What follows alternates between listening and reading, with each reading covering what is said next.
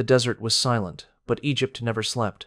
Beneath the silver curve of the Nile, where moonlight rippled like liquid glass, men once whispered prayers to corpses. A priest stood alone inside a chamber heavy with incense and flies. He pressed a bronze blade into the chest of a dead pharaoh and murmured words no living tongue should know. The air shimmered with heat and devotion, the scent of salt and resin thick enough to choke. Outside, the city hummed, the sound of water, of life, of people building eternity brick by brick. Because in Egypt, death was not an ending, it was the beginning of everything that mattered. To die here was not to vanish. It was to cross into a mirror world that reflected the same hunger, the same hierarchy, the same gods watching from the same gilded thrones. A farmer buried with a handful of wheat expected to harvest it again in heaven. A queen entombed with gold believed it would gleam in the next life. And those who had nothing, the slaves, the servants, the nameless builders of the pyramids, were told that obedience would follow them beyond the grave. Their suffering was not wasted, they were told. It was payment for peace on the other side. But peace is a strange word in a land where the living embalmed the dead and prayed to jackals and cats for mercy. There was a reason Egypt outlived empires and outlasted its conquerors. It was not the might of its armies or the brilliance of its architecture, but something far older, a kind of sacred madness. The Egyptians believed that to forget the body was to kill the soul. So they guarded flesh like treasure, salted it, painted it, kissed it with gold. Every tomb was a story, every ritual a spell. Even the poorest man dreamed of eternity and feared a second death, the moment when his name would be erased from the lips of the living. And so they did everything, everything, to be remembered. Yet to modernize, much of what they did seems almost unthinkable. They fed sacred crocodiles as gods. They mummified cats by the millions, sometimes alive, to please Bastet. They built temples where human breath was considered unholy, and they cut out the tongues of those who spoke in forbidden chambers. They filled their tombs with curses, not poetry, but warnings, promises of torment. And when the sun sank behind the western desert, they believed it was dying too, only to be reborn each dawn. Proof that eternity was possible, that the gods themselves were mortal and yet endless. This was Egypt, a civilization that turned fear into ritual, pain into faith, and death into a form of beauty.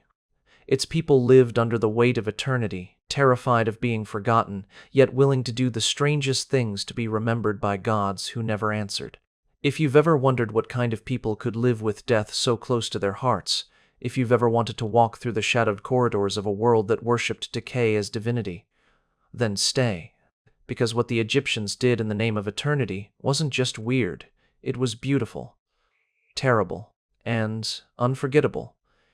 If stories like this fascinate you, if you crave the dark poetry of history, then remember to like this video, subscribe, and step deeper into the past.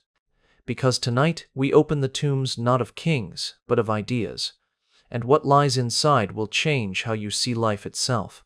They called death the West, as if it were a place one could simply travel to, a golden horizon beyond the dunes, where the sun fell only to rise again.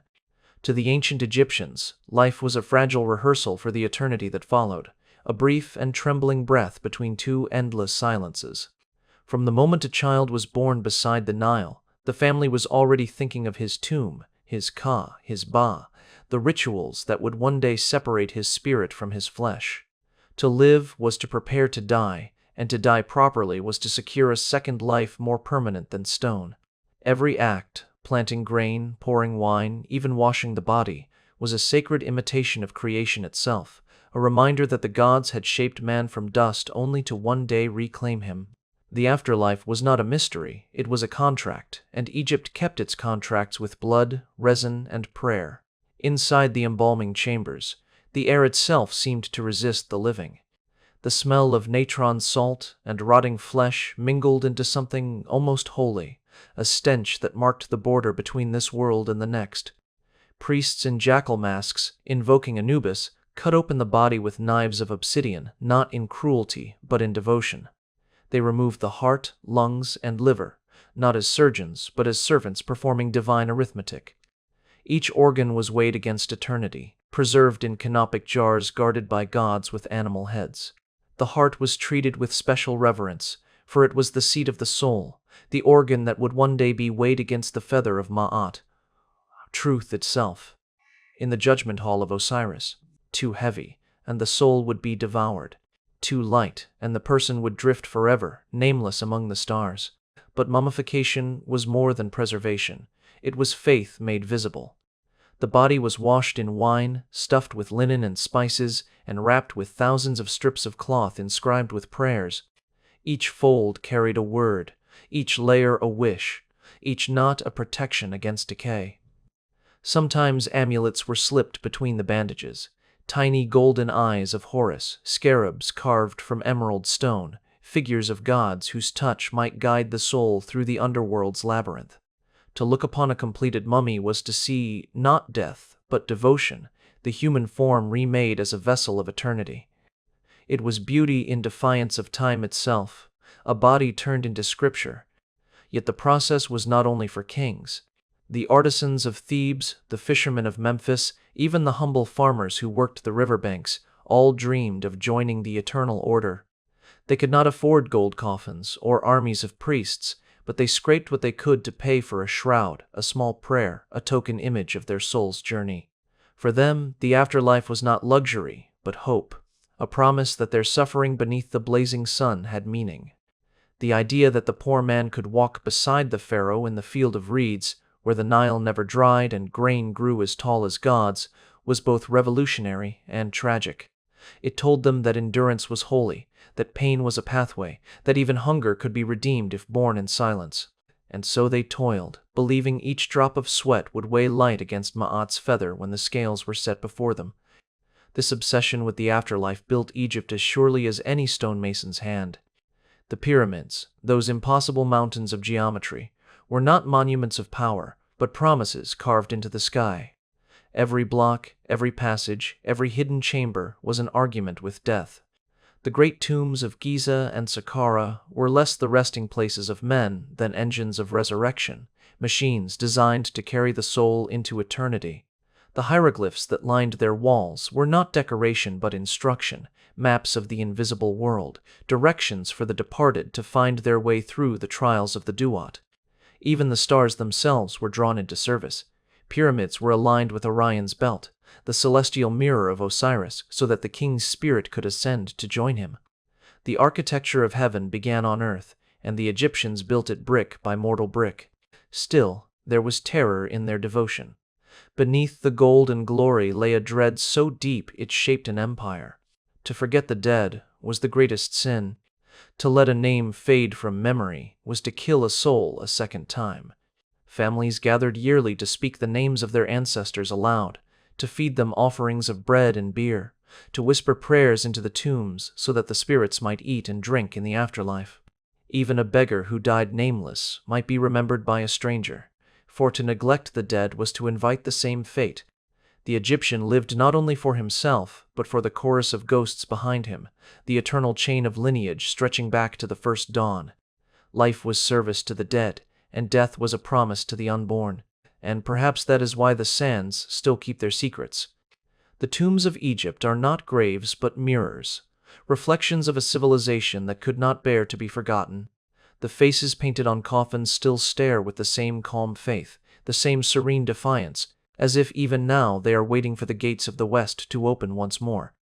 They believed they had conquered death, but what they truly conquered was time. Every mummy, every hieroglyph, every fragment of linen is a whisper from that impossible dream, the dream that the end could be undone. In the eternal kingdom of the pharaohs, death did not merely end the duties of the living. It demanded their continuation. The kings of Egypt, those who claimed divine blood and the breath of Ra himself, were never meant to walk alone in the next world. Their servants, their guards, their wives, their pets, and even their shadows were expected to follow. The afterlife was a court, not a paradise, and every ruler required his retinue to maintain the illusion of order beyond the grave. The concept was simple, yet terrifying, as above, so below. The same hierarchies, the same obedience, the same silence. And so, when the tombs were sealed, they were not only filled with treasures and idols, but also with the bodies, and sometimes the souls, of those who had lived to serve. It was a devotion carved into fear, a loyalty twisted into eternity. The Egyptians were masters of disguise, and even their cruelty wore the mask of faith. In the earliest dynasties, real humans are believed to have been buried beside their masters, a grim ritual of companionship. Archaeologists have uncovered graves where the pharaoh's resting chamber is surrounded by dozens, sometimes hundreds, of smaller tombs, each containing the body of a servant, a soldier, or a concubine. Their bones arranged neatly, their skulls bowed as if still awaiting command. Some appear to have been poisoned, others strangled or bludgeoned, but all died at once, a single moment of silence echoing across the centuries. The inscriptions call them eternal attendants, yet behind that sanctified phrase lies a cruelty beyond measure. To serve was to vanish. To be chosen for sacrifice was to be honored, a sentence wrapped in gold. The world of the living did not mourn them, it celebrated their devotion. The stone walls whispered that they were lucky, for what greater gift than to follow your God-King into the light of forever? Over time, such practices faded, replaced by something less bloody yet just as haunting: the creation of ushabti, small figurines carved from clay or stone, shaped like miniature humans holding farming tools, baskets, or scrolls. They were substitutes for real servants, enchanted by hieroglyphic spells meant to awaken them when called upon in the afterlife. If I am summoned to labor, one common inscription reads, then you, Ushabti, shall answer for me. But even these little figures carried an echo of human tragedy. Some were modeled after real people, their faces captured in miniature, their names etched into eternity without their consent. To be carved into servitude after death was no mercy, it was enslavement made sacred. In some tombs, thousands of these figures were placed together, an army of the silent, an imitation of life marching toward eternity. The Egyptians had found a way to automate faith itself, to turn devotion into machinery, to ensure that even the dead would never rest. Yet whispers from the necropolises tell of a darker practice that the official inscriptions never confessed. There were rumors that certain tombs required a guardian, a living man entombed with the dead to protect the pharaoh's soul from thieves and curses. Some tales speak of chosen priests or guards locked inside as the last stone was rolled into place, the air thinning as torches dimmed, the sound of chisels above sealing the world forever. In their final breaths, they were said to call upon Anubis to claim their spirits swiftly, lest they linger as shades trapped between life and the duat. These were the cursed servants, the ones who died not by the command of kings, but by the machinery of devotion itself. Whether myth or memory, the stories persisted because they fit the logic of Egyptian faith, that life was cheap but duty eternal. Even the slaves who built the tombs were touched by this shadow. The great necropolises, Saqqara, Abydos, Thebes, were cities of death where laborers toiled under a sun that felt like judgment. They were not simply workers, but participants in a divine conspiracy, each carrying stones that would wall away their own fates. Many died during construction, buried hastily near the projects they built, their blood and bones mingling with the foundations of eternity. The pharaoh's name would shine for millennia, but theirs would dissolve into dust. Yet, in a way, that was their immortality, to become part of the architecture of death itself. Every block in every pyramid is a monument to anonymous devotion, every hieroglyph a whisper from a vanished mouth. What makes the Egyptian story so haunting is not the cruelty itself, but the grace with which it was performed. No one screamed in rebellion, no one cursed the gods aloud.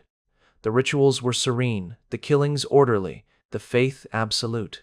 The line between sacrifice and sanctity blurred until one could no longer tell the difference. It is easy to condemn them now, to see madness where they saw meaning, but perhaps the difference between them and us is smaller than we think. They built empires on the promise of eternal reward, traded their lives for imagined salvation, and called it virtue. We still do the same, though our temples are invisible and our gods wear quieter names. Egypt's living dead were not monsters, they were dreamers who mistook obedience for immortality. The servants buried beside their masters, the dolls carved to mimic life, the guards who vanished into sealed tombs, they all became part of a grand illusion, a theater where eternity was staged and mortality denied. The sand may have swallowed their faces, but their silence still speaks. It tells us that the price of eternity is not just life, but memory. That to be remembered forever, someone must first be forgotten completely. In the endless rhythm of the Nile, where the river rose and fell like a divine breath, the Egyptians learned to see the sacred in everything, in mud, in wind, in the pulse of insects that swarmed the reeds. Their world was alive with gods, but not distant ones. Theirs walked the earth disguised as animals, storms, shadows, and scents. The boundary between divine and mortal was so porous that a cat's purr or a crocodile's yawn could be heard as the whisper of eternity. It was a land where logic bowed before reverence, where even the simplest acts of daily life were performed beneath invisible eyes. To kill a fly near a temple could be a sin. To spill water before sunrise could offend the river spirit. To fail to greet the dawn could mean the loss of divine favor. The Egyptians did not see superstition in these customs. They saw survival. The gods were not cruel, but they were easily offended, and life depended on keeping them satisfied. Among all creatures, none held a place as strange and powerful as the cat. To the Egyptians, the cat was not merely a pet, it was the embodiment of balance, grace and ferocity bound in fur. The goddess Bastet, half woman and half feline, ruled over pleasure and protection, music and motherhood, war and serenity. In every home, cats were fed as divine guests, and to harm one was to commit a crime against heaven itself. There are tales of men executed for accidentally stepping on a cat's tail, their families weeping not for them, but for the desecration that required such justice. When a cat died, the entire household shaved their eyebrows in mourning, and the animal's body was embalmed, perfumed, wrapped in linen, and buried with offerings of milk and toys. In Bubastis, where Bastet's temple stood, the cat mummies were piled by the thousands, each one a prayer, each one a promise. To the modern mind it seems absurd, yet in their world the cat's eyes were portals, reflections of the sun god's eternal flame. To protect a cat was to honor Ra himself. Other creatures shared this divine intimacy. The crocodile, so feared along the riverbanks, was venerated as Sobek, the god of strength and fertility, guardian of the Nile's floods. In the city of Crocodilopolis, they kept sacred crocodiles adorned with gold jewelry, fed them honeyed cakes, and embalmed their bodies upon death with the same reverence given to kings. Pilgrims traveled miles to offer tribute to these reptilian gods, bowing before creatures that could devour them without thought. To modern sensibilities, it was a devotion bordering on madness, but to the Egyptians it was humility before nature's power. The crocodile was chaos tamed, and to worship it was to acknowledge that even terror could serve order. In this paradox lay Egypt's strange genius, a civilization that refused to separate fear from faith, that saw divinity not as comfort but as the raw pulse of existence itself. But the sacred and the practical were intertwined in ways that defy comprehension. Honey, for example, was both food and medicine, but also magic. It was poured into wounds to cleanse them, offered to gods to sweeten prayers, and used to embalm the dead, sealing their flesh in eternal fragrance. Priests mixed honey with crocodile dung as a charm for fertility or a curse for betrayal. Women wore it as perfume. Mourners smeared it on tomb doors to invite gentle spirits. To taste honey was to borrow sweetness from eternity, for bees were believed to be the tears of Ra, proof that even pain could create something divine. Every object in Egypt carried dual purpose. It healed and it harmed, it fed and it cursed, it lived and it died. There was no neutral space, no act without consequence. Even the human body was a temple of taboos. Certain priests were forbidden from eating fish, for it was considered unclean, associated with the devourers of Osiris's body. Others could not touch women, could not shave with metal, could not even walk on unpurified ground.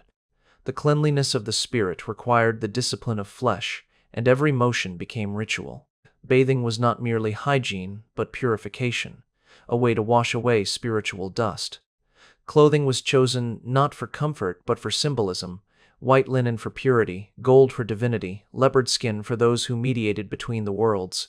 Even laughter had rules.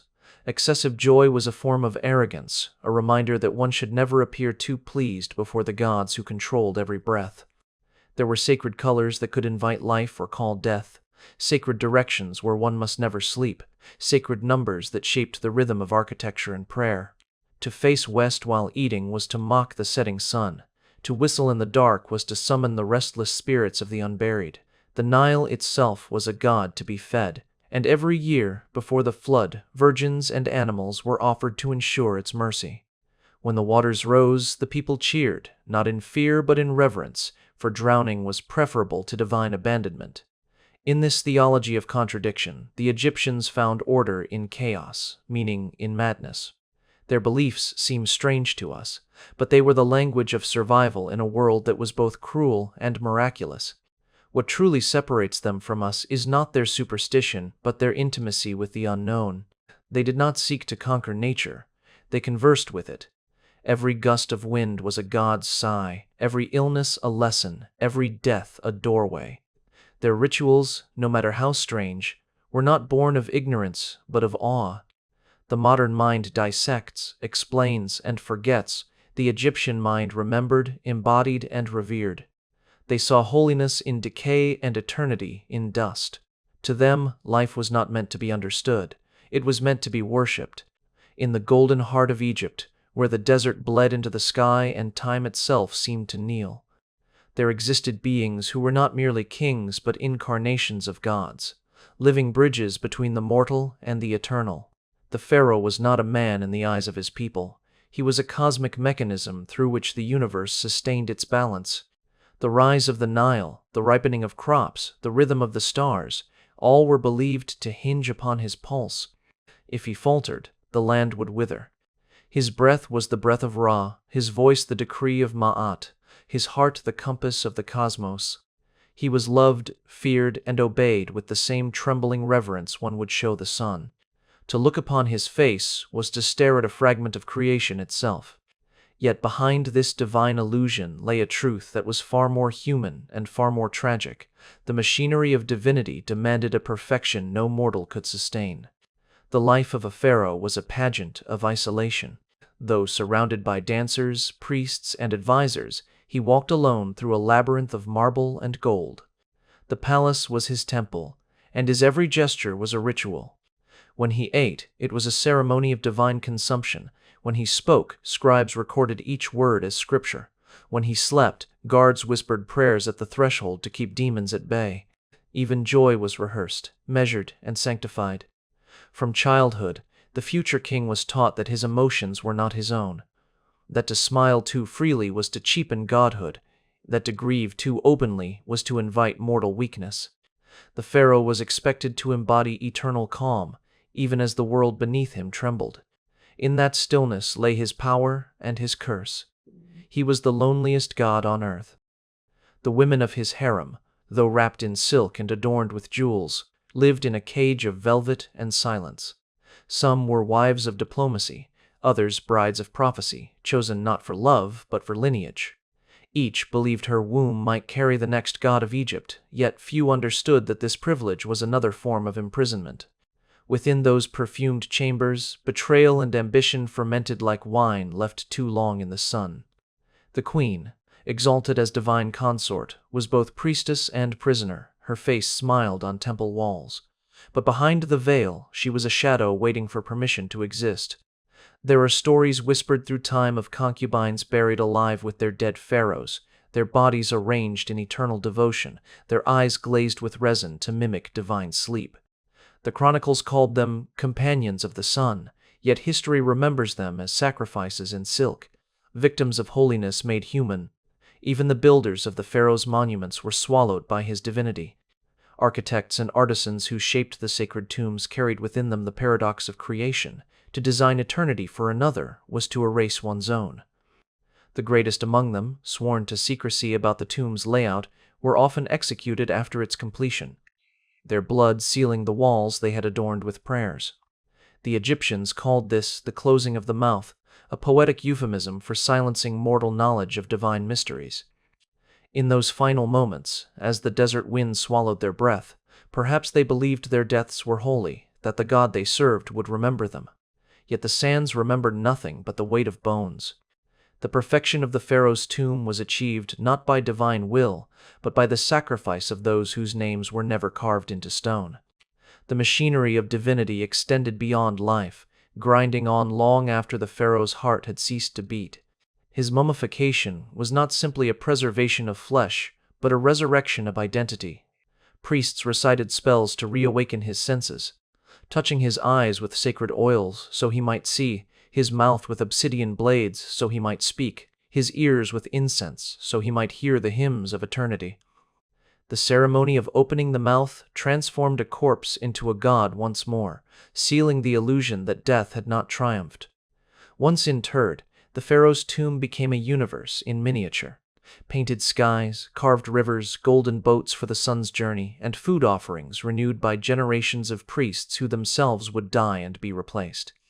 The king ruled even in silence. His name was power, his image immortality. But divinity, like all things crafted by men, was fragile. When famine struck, when invasions came, when the Nile refused to rise, the people looked to their god-king and saw not eternity, but frailty. Rebellions whispered through the villages, priests questioned omens, and the illusion cracked. Some pharaohs were overthrown and their names chiseled out from temple walls, an act worse than death, for it condemned the soul to oblivion. Others tried to reshape belief itself. Akhenaten abandoned the old gods to worship the single sun, Aten, and declared himself its prophet. His city was built for light, yet his reign ended in shadow. His name, too, was erased. Power and faith devoured one another, leaving behind only fragments of forgotten prayers. The divine throne was not merely a seat of command, it was an altar that consumed whoever sat upon it.